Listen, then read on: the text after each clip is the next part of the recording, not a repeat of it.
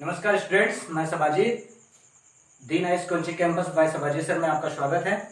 और यदि आप नए स्टूडेंट्स हैं तो चैनल को सब्सक्राइब कर लें और बेल आइकन को दबा लें, जिससे आने वाली वीडियोस का पता आपको चलता रहेगा स्टूडेंट्स। और मेरा क्लास कैसा है या आपके मैथ वाले सर जी का क्लास कैसा है या जो भी टीचर्स आएंगे उनका क्लास कैसा होगा, कमेंट बॉक्स में आप जरूर बताइएगा स्टूडेंट्स। और आज चलते हैं, हमको पढ़ाना है प्रकाश किरणों की उत्क्रमणीयता का सिद्धांत। ठीक है, उत्क्रमणीयता के उत्क्रम को मतलब विपरीत होना, इस बात को मैंने परावर्तन में भी बता दिया है स्टूडेंट। जब आपतित किरण जाके टकराती थी और टकराने के बाद परावर्तित होती थी, तो परावर्तित किरण के पास जब दर्पण लगा देते थे तो वही परावर्तित किरण आपतित किरण में बदल जाती थी और आपतित किरण परावर्तित में, जिसे हम उत्क्रमणीयता का सिद्धांत करते थे। लेकिन ये अपवर्तन की घटना में प्रकाश का अपवर्तन पढ़ा रहा हूं स्टूडेंट, तो इसमें भी देखिए दो माध्यमों की आवश्यकता होगी। तो हम एक माध्यम ऊपर लेते हैं, ये माध्यम एक है हमारा, माध्यम एक ये हवा है स्टूडेंट्स, और ये माध्यम दो है,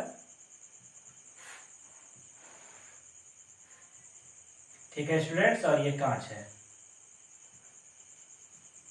इसे थोड़ा अलग सिंबल द्वारा हम शो कर दे रहे हैं।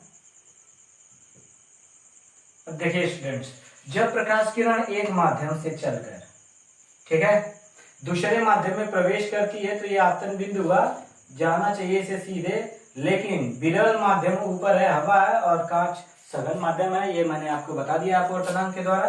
तो अब ये क्या करेगी कि यहां से अभिलंब डालते हैं हम, ठीक है स्टूडेंट, तो अभिलंब की ओर झुक जाती है और झुक करके ये किरण अभिलंब की ओर झुक करके ऐसे जाती है। और ऐसे जाने के पश्चात अब देखिए स्टूडेंट्स, ये हवा, ये कांच, अब कांच से फिर हवा में आएगी स्टूडेंट्स, तो अब विरल माध्यम में आएगी तो अभिलंब से दूर हट जाएगी। बट यहाँ पे आप दर्पण लगा दिए, यहाँ पे पॉलिश करके, तो अब देखिए ये आपतित किरण,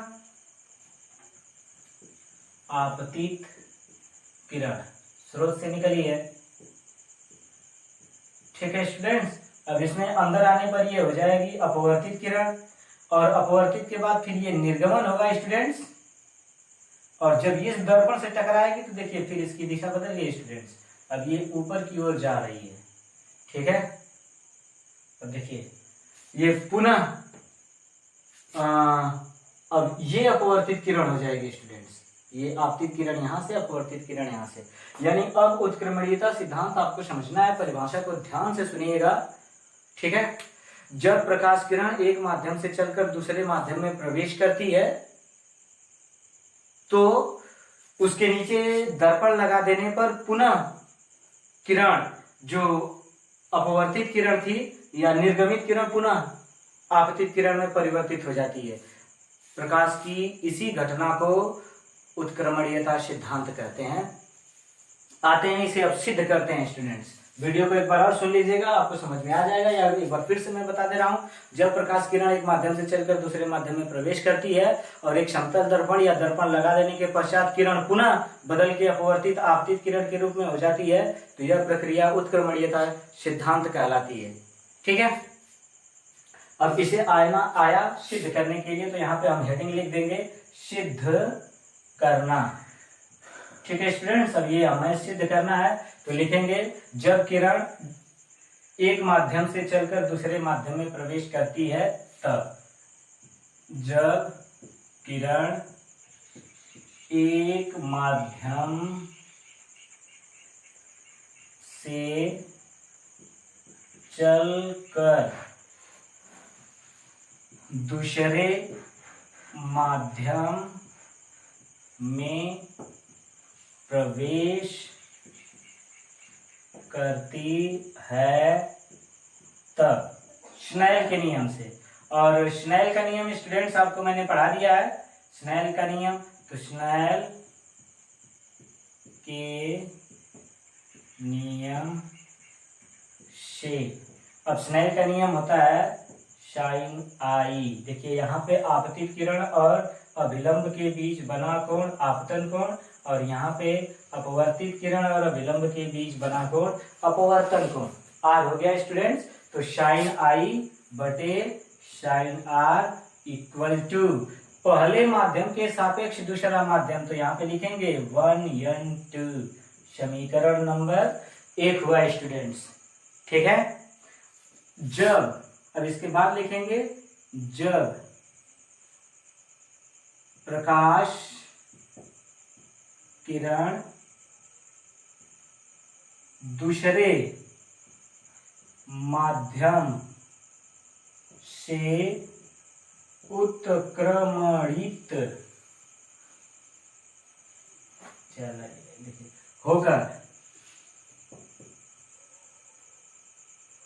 होकर पुनः पहले माध्यम में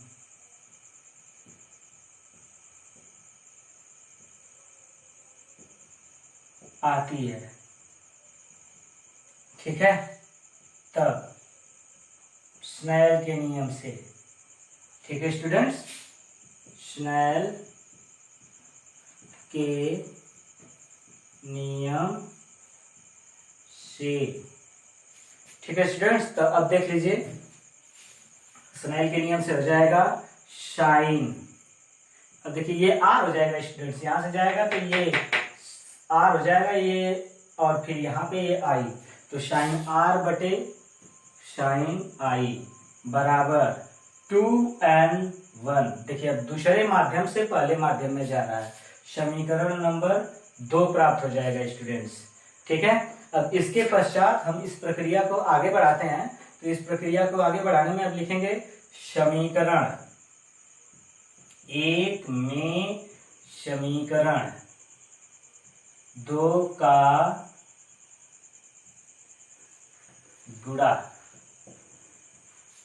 ठीक है स्टूडेंट्स, अब दोनों का गुणा कर देंगे, तो देख लीजिए बायां पक्ष एक तरफ करेंगे और दायां पक्ष एक तरफ, तो बायां पक्ष है साइन आई बटे साइन आर गुणते साइन आर बटे साइन आई बराबर 1n2 गुणते 2n1। ठीक है स्टूडेंट, तो ये देखिए साइन आर, इस साइन आर से साइन आई से कट जाएगा, एक बचेगा स्टूडेंट, तो हम ऐसे भी लिख सकते हैं, इस पक्ष को इधर लिख के 1n2 गुणते 2n1 बराबर 1। ठीक है स्टूडेंट्स, देख लीजिए ये हो सकता है, यानी हम लिख सकते हैं, इसे अभी घेरेंगे भी नहीं, तो हम आगे बता रहे हैं अभी उत्क्रमणीयता सिद्धांत को सिद्ध करना। यहाँ पे देखिए 1n2 गुणे 2n1 इक्वल टू 1, अर्थात यहाँ से लिखेंगे स्टूडेंट पहले माध्यम के सापेक्ष दूसरे माध्यम का अपवर्तनांक गुणते दूसरे माध्यम के सापेक्ष पहले माध्यम के अपवर्तनांक का मान 1 होता है। ठीक है स्टूडेंट्स, ऐसे लिखेंगे, या इस प्रक्रिया को हम आगे बढ़ाते हैं, तो देख लीजिए ये गुणा के रूप में है, तो यहाँ पे 1n2 इक्वल टू 1/2n1 आ गया स्टूडेंट्स, प्रूव्ड। यही देखिए उत्क्रमणीयता सिद्धांत है स्टूडेंट्स। ठीक है ना, यानी पहले माध्यम के सापेक्ष दूसरे माध्यम का अपवर्तनांक दूसरे माध्यम के सापेक्ष पहले माध्यम का व्युत्क्रम होता है। ठीक है, या उत्क्रम होता है, यही उत्क्रमणीयता का सिद्धांत है स्टूडेंट्स। अब देखिए यदि आप पहला माध्यम हवा और दूसरा माध्यम जल है, ठीक है स्टूडेंट्स, आगे बढ़ते हैं, इस प्रक्रिया को आप ऐसे सॉल्व करके आगे भी बढ़ेंगे। आप अपने रफ पेन में लिखेंगे तो इसके बाद आप नीचे ही लिखते जाइएगा स्टूडेंट्स, इसको लिखने के बाद नीचे ही। अब यहाँ पे हम लिखाते हैं, यदि पहला माध्यम हवा, यदि पहला माध्यम हवा है, ठीक है स्टूडेंट्स, आपको कैमरा में दिखाई नहीं दे रहा होगा तो यहां से कर दे रहे हैं, यदि पहला माध्यम हवा तथा दूसरा माध्यम कांच है, ठीक है स्टूडेंट्स, कांच है, तब स्टूडेंट देख लीजिए, तब एक की जगह हवा, हवा का मतलब एयर होता है, तो यहाँ पे लिखेंगे ए, ठीक है, फिर यन अपने जगह पे रहेगा, और दूसरा माध्यम है कांच, ग्लास, जी, यानी ए एन जी इक्वल टू या इसके ऊपर वाले मान से अगर आप लेते हो, ठीक है, तो ऐसे हो जाएगा, या आप ऐसे कर सकते हो, कोई प्रॉब्लम नहीं है students. A N G equal to 1 अपान, अब देख लीजिए 2 की जगह जी लिखना है, जी एन ए। ठीक है स्टूडेंट्स, ये हमारा उत्क्रमणीयता का सिद्धांत हुआ स्टूडेंट्स, इसे आप ध्यान से नोट कर लीजिएगा। और शॉर्ट स्क्रीन, अब मैं थोड़ा सा हट जा रहा हूँ, पूरे चैप्टर को आप शॉर्ट स्क्रीन मार लो, जितनी बार आपको चाहिए जरूरत है तो आप उसे देख सकते हैं, और मेरी बातों को सुन करके आप यहाँ से नोट बना सकते हैं इस परिभाषा का स्टूडेंट्स। अब शॉर्ट स्क्रीन हो गया होगा स्टूडेंट्स, अब चलते हैं हम शॉर्ट स्क्रीन के पश्चात अब उत्क्रमणीयता के सिद्धांत के बारे में। अब तो मैंने बता दिया कि यदि 2 माध्यम है तब हवा कांच, यदि माध्यम 3 होंगे स्टूडेंट्स, तो देखिए यहाँ से ये वाला मैटर आपका घेर दे रहा हूँ, देख लीजिए, यहाँ से फिर जरूरत पड़ेगी हमें। यदि माध्यम 3 होंगे तो हम क्या करेंगे स्टूडेंट्स, ठीक है, तो हम बताने जा रहे हैं यदि माध्यम हमारे 3 होंगे तब हम क्या करेंगे। ठीक है स्टूडेंट्स,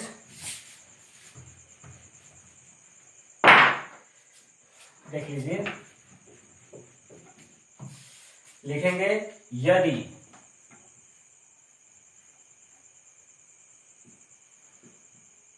माध्यम 3 हो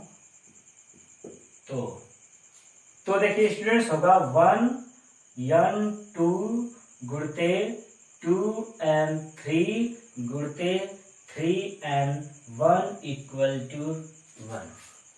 ठीक है स्टूडेंट्स, तब हमें ये सूत्र प्राप्त होगा, हमें बोलना होगा तो हम कैसे बोलेंगे, पहले माध्यम के सापेक्ष दूसरे माध्यम का अपवर्तनांक गुणते दूसरे माध्यम के सापेक्ष तीसरे माध्यम का अपवर्तनांक गुणते तीसरे माध्यम के सापेक्ष पुनः पहले पे आ जाएंगे, पहले माध्यम का अपवर्तनांक का मान 1 होता है, अर्थात बराबर 1। ठीक है स्टूडेंट्स, यदि, अब देखिए, यदि हम तीनों माध्यमों को लिखते हैं, यदि पहला माध्यम, यदि पहला माध्यम हवा, दूसरा जल तथा तीसरा कांच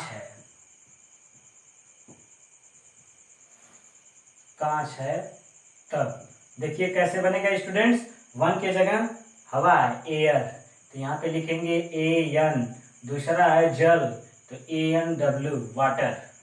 ठीक है स्टूडेंट्स, गुणते W, दूसरा है NG, तीसरा ग्लास है कांच, गुणे GN, पहला फिर आ जाएंगे एयर इक्वल टू 1।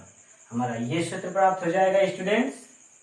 ठीक है, परंतु, अब नीचे लिखेंगे परंतु ANW इक्वल टू 1/WNA। ठीक है, ये कैसे प्राप्त हुआ है तो लिख देंगे उत्क्रमणीयता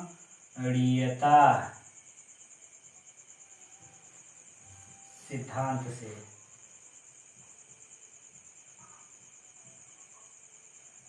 ठीक है स्टूडेंट्स, उत्क्रमणीयता सिद्धांत से हो जाएगा। तो अब देखिए यहाँ पे ANW है, तो ANW के जगह हम लिख देंगे 1/WNA।